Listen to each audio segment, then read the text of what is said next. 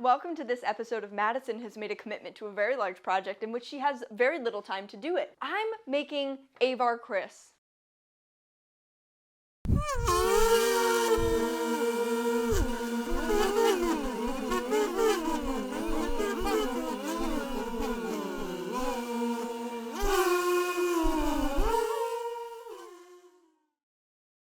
So I bought this book, which I have yet to read.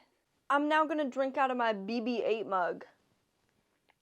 Next, it was time to do some sculpting. For this, Here's the quick quick sculpting rundown. I sketched out my design, I put it on some paper, I cut it out of the clay, I mixed the things together, I smoothed it out, I sculpted it, I used a ball tool. Yes, it's called a ball tool. I used this little brush and it was done. I used the magical forces of Photoshop to design this belt buckle because I didn't realize that there wasn't just one image of the character, there's a whole comic book with this fucking character in it!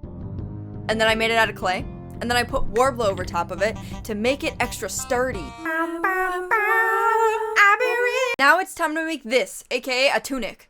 Didn't know how to make one of these, so like Da Vinci, I was like, let me just sketch it out. I didn't own a mannequin, so my chair became my mannequin. So sorry, Gerald. I took in the sides, and it still looks bad. Every single time I tried to see how this fit, it just looks like I'm checking out my own ass. And then look what I did. What is that? What is that, Madison? Why were you shaking your ass?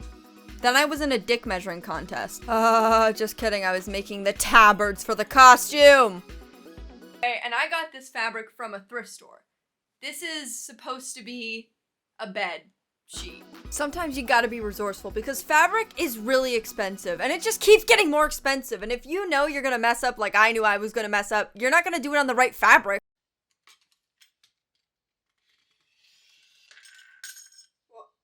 Bruh, are you kidding?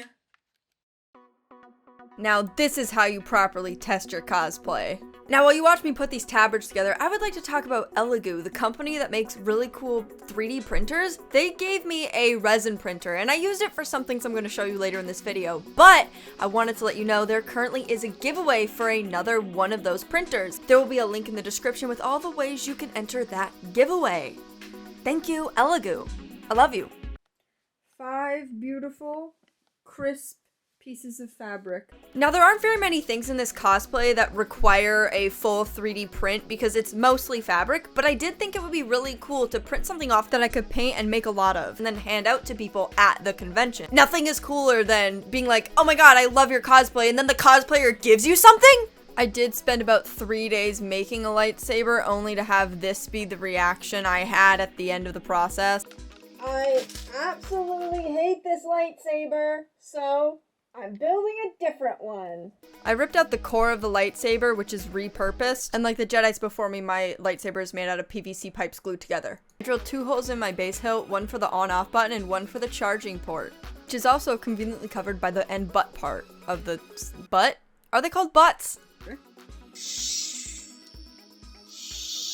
Painting this lightsaber was one of my favorite things I got to do in this project. I love how it turned out so much, and I love the extra details I added to the leather. Went in with a dark brown, a light brown, and then an even lighter brown to add dirt and grime, because I figured that's where you're holding the lightsaber the most, that's where it's going to get worn out the most. I also painted the 2 sculpted pieces. I sketched out designs for the bracers and traced them onto EVA foam and cut them out. The bracer linings are made out of a car seat cover I found at a thrift store and then cut into little strips and stitched together. And I really like how these turned out as well. I think that they have a good paint job. Sorry to all the professional seamstresses.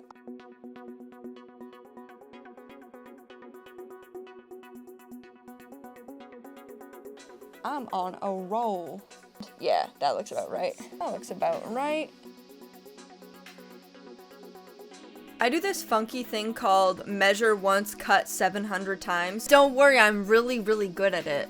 Come on, fold in. Thank you. And then I'm going to use the same piece of fabric, but I'm going to cut it down slightly shorter and slightly shorter again to make the other 2 layers. These layers were thinner than my patience at the end of this costume, so I added more fabric to them and I prayed. They're done. I flipped them right side out, inside out, back side out, front side out. I flipped them when I googled how to make a hood, all that came up were pictures of squares with curves, so it's a square with a curve and that's what we're gonna get. And if you can't tell that I was absolutely shocked that this worked by these pictures, then I don't know what to tell you.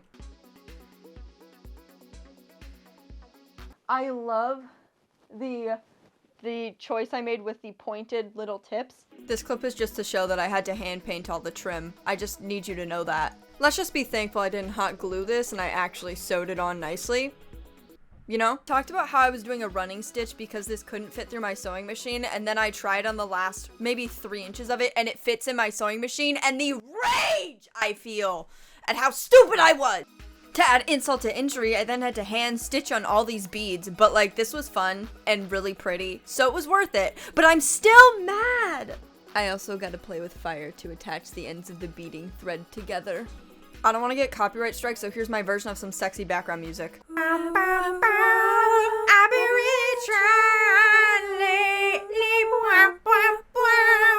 A cape is basically a bed sheet but shaped weird, and honestly, easy to make. The most difficult part was I designed all these little shapes that I had to cut out on a Cricut. There's the Cricut.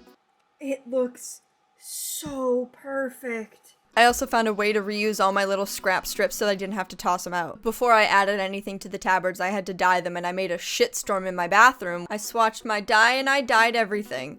I also accidentally dyed my hands necromancer black. I've been